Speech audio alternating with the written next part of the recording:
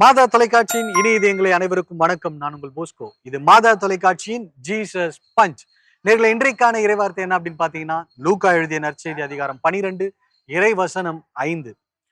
நரகத்தில் தள்ள அதிகாரம் உள்ளவருக்கே அஞ்சுங்கள் என்ற ஒரு அருமையான இறைவார்த்தை. இந்த இறைவார்த்தையை நம்முடைய அன்பு உள்ளங்கள் எப்படி சொல்றாங்கன்னு பார்க்கலாம். வாங்க நிகழ்ச்சிக்குள்ள போலாம்.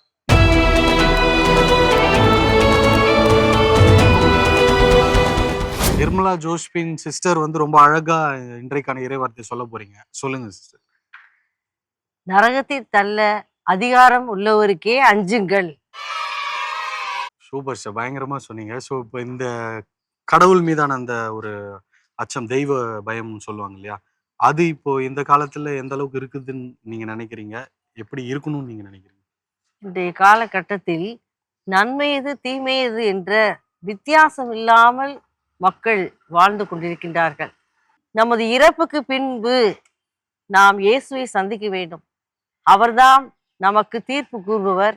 அவர்தான் நமக்கு இன்றைய காலகட்டத்தில் இரக்கம் காட்டுகிறவர். நாம் தீர்ப்புக்கு நிற்கும் போது அவருடைய நீதி முன் நாம் நிற்க வேண்டும். ஆகவே நாம் இறை பயத்தோடு இந்த உலகில் இறை வார்த்தையின்படி வாழ்ந்து நன்மை தீமைகளை பிரித்து மனசாட்சியோடு வாழ இறையருளை நாம் எப்பொழுதும் பெற்றுக்கொள்ள இறை வார்த்தையில் நிலைத்திருப்போம். அமல்ராஜ் அப்பா இனியதீங்களே, இன்றைக்கான இறை வார்த்தையை ரொம்ப அழகா சொல்ல போறாரு உங்களுக்காக. சொல்லுங்கம்மா. நரகத்தில் தள்ளுபவருக்கே அதிகாரம் உள்ளவருக்கே நீங்கள் அஞ்சுங்கள்.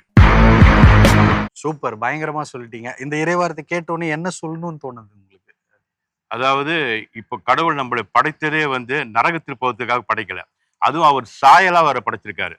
ஸோ கடவுள் தம் மகனை சாயலா படைச்சு இது பண்ணது மீண்டும் வான் வீட்டிற்கு அவரோட அருகில் அமர்ந்ததற்காக தான். நம்ம கடவுளோட இருக்கிறத விட்டுட்டு அவருடைய உடனிருப்பில் நம்ம வாழ்றதை விட்டுட்டு இந்த உலகம் காட்டு வழியில, உலகத்துல எத்தனையோ வழியில, ஏன் ஒரு குடும்பத்துல பெற்றோர்களுக்கு கீழ்ப்படியாம தான் தோண்டித்தனமா எத்தனையோ பேர், இளைஞர்கள், இளம் பெண்கள் வேலைக்கு செல்லாம, படிப்பு ஒழுங்கா படிக்காம, இந்த உலகம் காட்டுற இந்த எத்தனை இப்ப எவ்வளவு மயக்கிறதுக்கு எவ்வளவு வழி இருக்குது.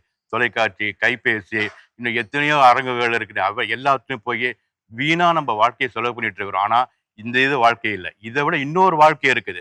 அந்த வாழ்க்கை நரக வாழ்க்கைக்கு நம்ம போகாம வான் வீட்டிற்கு செல்வேன் என்ற இறைவனுடைய உடனிருப்பில் நம்ம வாழ முயற்சி செய்வோம். ரொம்ப அழகா சொல்லி இருக்கிறீங்க. அற்புதமான ஒரு சிந்தனை இது. தேங்க்யூ. ஞானம் அப்பா ரொம்ப அழகா இனிமையா இன்றைக்கான இறைவார்த்தை சொல்ல போறாரு. சொல்லுங்கப்பா. நரகத்தில் தள்ள அதிகாரம் உள்ளவருக்கே அஞ்சுங்கள். போன்ஸ் அப்பா ரொம்ப அழகா இன்றைக்கான இறைவார்த்தை சொல்ல போறாங்க. சொல்லுங்க.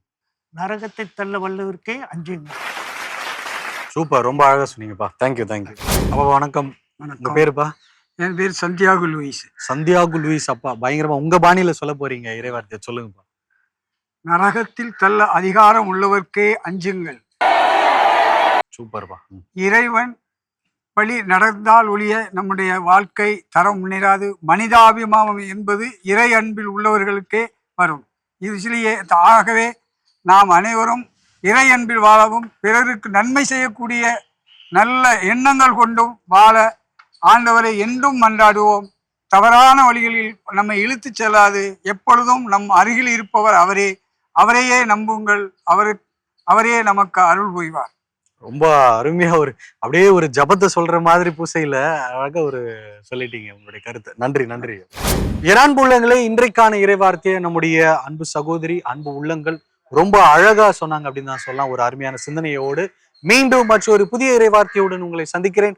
அதுவரை அன்போடு உங்களிடமிருந்து விடைபெறுகிறேன். இது மாதா தொலைக்காட்சியின் ஜீசஸ் பஞ்ச்.